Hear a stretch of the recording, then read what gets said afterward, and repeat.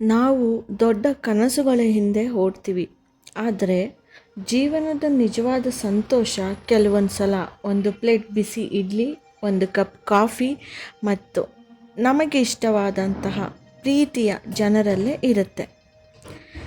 ನಾವು ನಮ್ಮ ಹತ್ರ ಏನೇನಿದೆ ಅದಕ್ಕೆ ಕೃತಜ್ಞರಾಗಿರೋದನ್ನು ಕಲ್ತ್ಕೊಬಿಟ್ರೆ, ಏನೇನು ಇಲ್ಲ ಅದಕ್ಕೆ ದುಃಖ ಪಡೋದು ಕಡಿಮೆ ಆಗ್ತಾ ಬರುತ್ತೆ.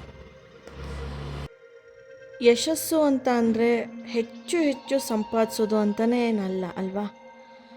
ಮನಸ್ಸಿಗೆ ಶಾಂತಿ ಕೊಡೋದು, ಯಾವ ಪ್ಲೇಸಲ್ಲಿ ಆ ಶಾಂತಿ ಸಿಗುತ್ತೆ, ಯಾವ ಜನರಿಂದ ಸಿಗುತ್ತೆ, ಯಾವ ಕೆಲಸದಿಂದ ಸಿಗುತ್ತೆ, ಹಾಗೂ ಯಾವ ಒಂದು ಹಾಬಿಯಿಂದ ಸಿಗುತ್ತೆ. ಸೊ ಇದೇ ನಿಜವಾದ ಯಶಸ್ಸು.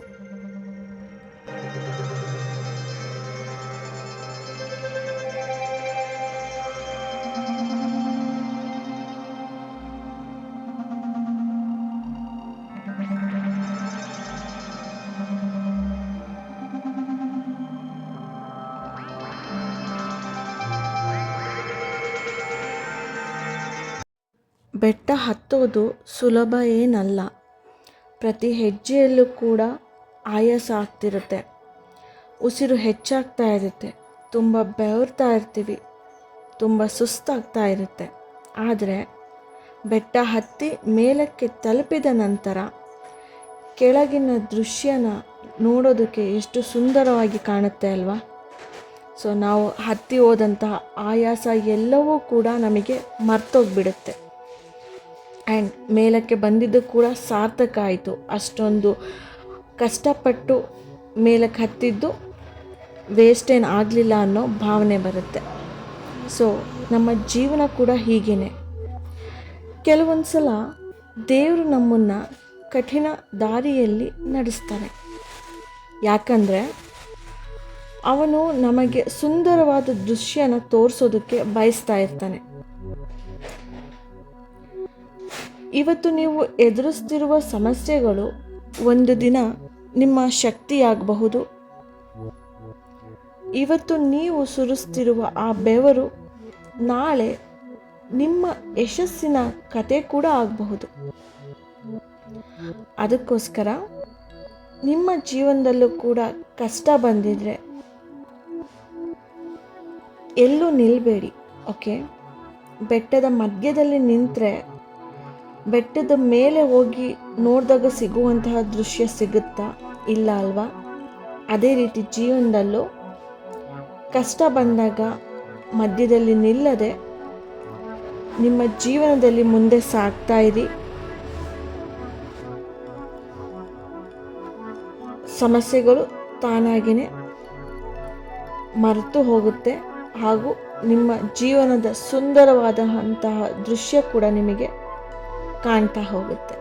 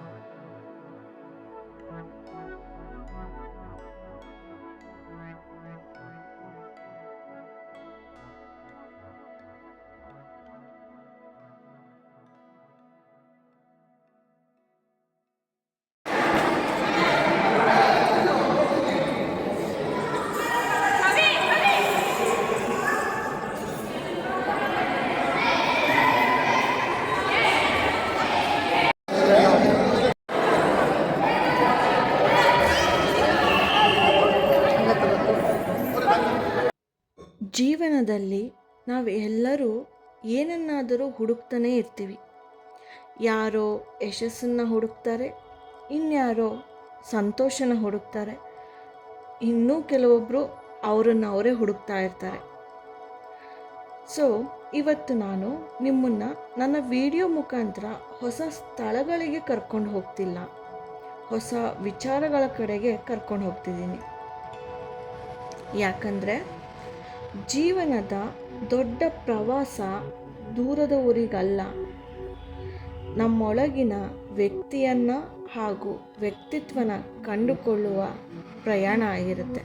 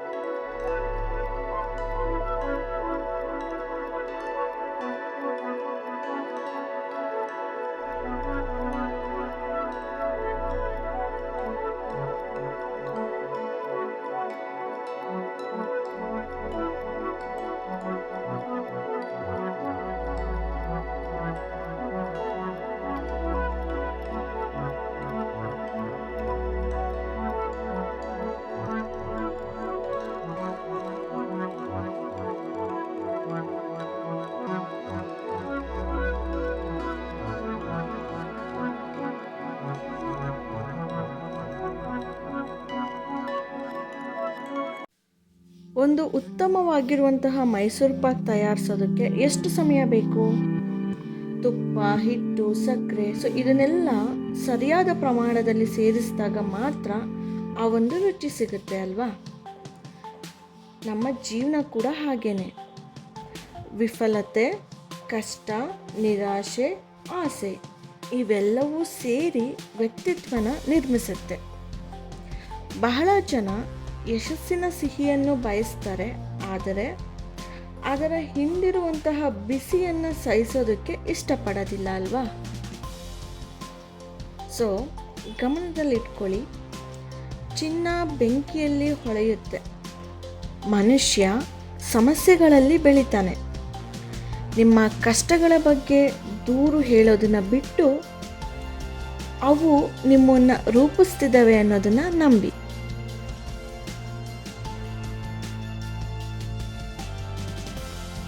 ಇವತ್ತು ಮಾಲ್ನಲ್ಲಿ ತುಂಬ ಜನಗಳನ್ನ ನೋಡಿದೆ. ಅದರಲ್ಲಿ ಒಬ್ಬರು ಪ್ರಸಿದ್ಧವಾದ ನಟಿ ಕೂಡ ವಿಸಿಟ್ ಮಾಡಿದರು ಮಾಲ್ನ. ಅವರು ಸಾರಾ ಅಲಿ ಖಾನ್. ಸೊ ಅವರನ್ನು ನೋಡೋದಕ್ಕೆ ಸಾವಿರಾರು ಜನ ತುಂಬ ಎಕ್ಸೈಟೆಡ್ ಆಗಿದ್ದರು.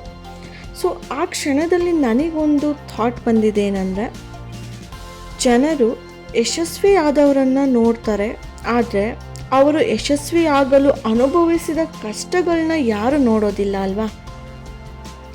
ನಮಗೆ ವೇದಿಕೆ ಕಾಣುತ್ತೆ, ಆದರೆ ಅದರ ಹಿಂದಿನ ಅಭ್ಯಾಸ ಕಾಣೋದಿಲ್ಲ. ನಮಗೆ ರಿಸಲ್ಟ್ ಕಾಣುತ್ತೆ, ಆದರೆ ಪ್ರಕ್ರಿಯೆ ಕಾಣಲ್ಲ. ಅದಕ್ಕೋಸ್ಕರ ಇನ್ನೊಬ್ಬರ ಯಶಸ್ಸಿಗೆ ಅಸೂಯೆ ಪಡೋದನ್ನು ಬಿಟ್ಟು ಅವರ ಶ್ರಮನ ಗೌರವಿಸಬೇಕು. ಮತ್ತು ನಮ್ಮ ಪ್ರಯಾಣದ ಮೇಲೂ ಕೂಡ ನಾವು ನಂಬಿಕೆ ಇಡಬೇಕು. ಇದರಲ್ಲಿ ಜೀವನದ ದೊಡ್ಡ ಪಾಠ ಏನು ಇವತ್ತಿನ ವಿಡಿಯೋದಲ್ಲಿ ಅಂತ ಹೇಳಬೇಕು ಅಂದರೆ, ನಾನು ಜೀವನದಲ್ಲಿ ಎಲ್ಲರೂ ಓಡ್ತಾ ಇದ್ದಾರೆ, ಆದರೆ ಪ್ರಶ್ನೆ ಇದಾ ನೀವು ಎಷ್ಟು ವೇಗವಾಗಿ ಓಡ್ತಿದ್ದೀರಾ ಅನ್ನೋದು ಅಲ್ಲ. ಪ್ರಶ್ನೆ ಯಾವುದು ಗೊತ್ತಾ? ನೀವು ಸರಿಯಾದ ದಿಕ್ಕಿನಲ್ಲಿ ಸಾಗ್ತಿದ್ದೀರಾ ಅನ್ನೋದು. ನೋಡಿ, ಇತರರ ಜೊತೆ ಹೋಲಿಕೆ ಮಾಡೋದನ್ನ ಬಿಡಿ, ನಿಮ್ಮ ಸಂತೋಷ ಕಳೆದು ಹೋಗ್ಬಿಡುತ್ತೆ. ಓಕೆನಾ? ನೆನ್ನೆಯ ನಿಮ್ಮ ಜೊತೆ ಹೋಲಿಕೆನ ಮಾಡ್ಕೊಳ್ಳಿ, ನಿಮ್ಮ ಬೆಳವಣಿಗೆ ಕಾಣುತ್ತೆ. ಚಿಕ್ಕ ಪ್ರಗತಿಯಲ್ಲೂ ಕೂಡ ಒಂದು ಖುಷಿ ಪಡಿ, ಪ್ರತಿದಿನ ಒಂದು ಹೆಜ್ಜೆ ಮುಂದಿಡ್ತಾ ಹೋಗಿ.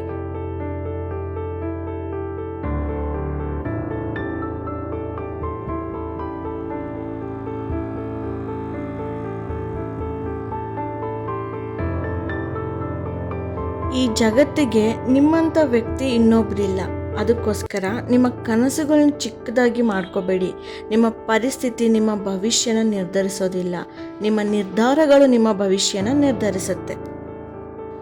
ಜೀವನ ನಿಮ್ಮ ವಿರುದ್ಧ ನಡೀತಿಲ್ಲ, ಜೀವನ ನಿಮ್ಮನ್ನು ರೂಪಿಸ್ತಾ ಇದೆ.